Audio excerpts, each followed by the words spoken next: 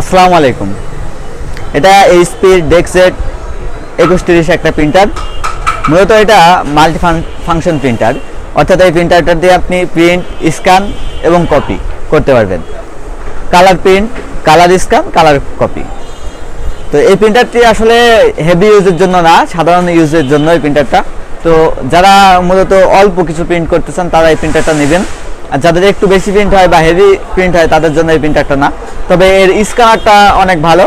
স্ক্যানারটা আপনি স্ক্যানার হিসাবে ইউজ করার জন্য এই প্রিন্টারটা নিতে পারেন, এবং এটা আপনি অনেক লং লাস্টিং, ঠিক আছে, লং টাইম ধরে আপনি স্ক্যান করতে পারবেন। স্ক্যানের রেজুলেশনও অনেক ভালো।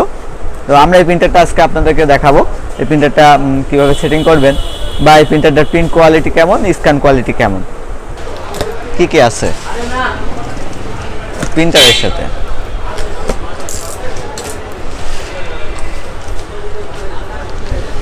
User manual, CD, data cable, power cable, black cartridge, colour cartridge, power switch, কার্ট্রিজের সিগন্যাল,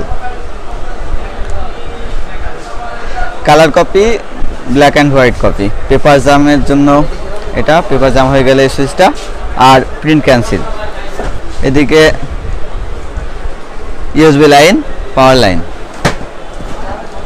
ওকে,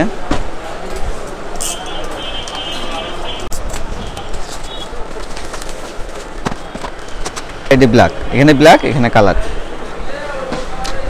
কার্ট্রিজ মডেল 63। স্ক্যানের ট্রে স্ক্যান করা যাবে, এটাই স্ক্যান করবেন। হ্যাঁ, স্ক্যান করার সময় এইচডি আসবে। হ্যাঁ, দেখেন, হ্যাঁ হ্যাঁ দেবে দেবে। এখানে ফটো করে নেবেন, ডকুমেন্ট টাইপ ফটো করে নিলেন, এটা ডিটেক্ট ফটো করলেন, কালার।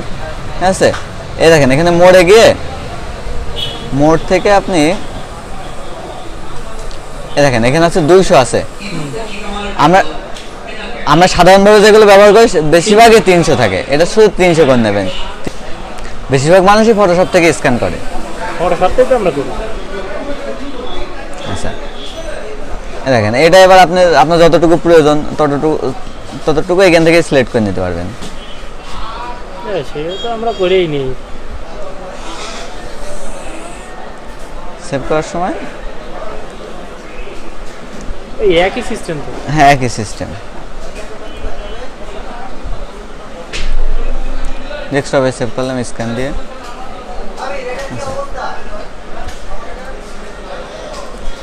আমার আর দরকার নেই, PDF মোডে সেভ করা হয়েছে, আপনি JPG মোডে করতে পারবেন। ঠিক আছে, এটা যদি দেখেন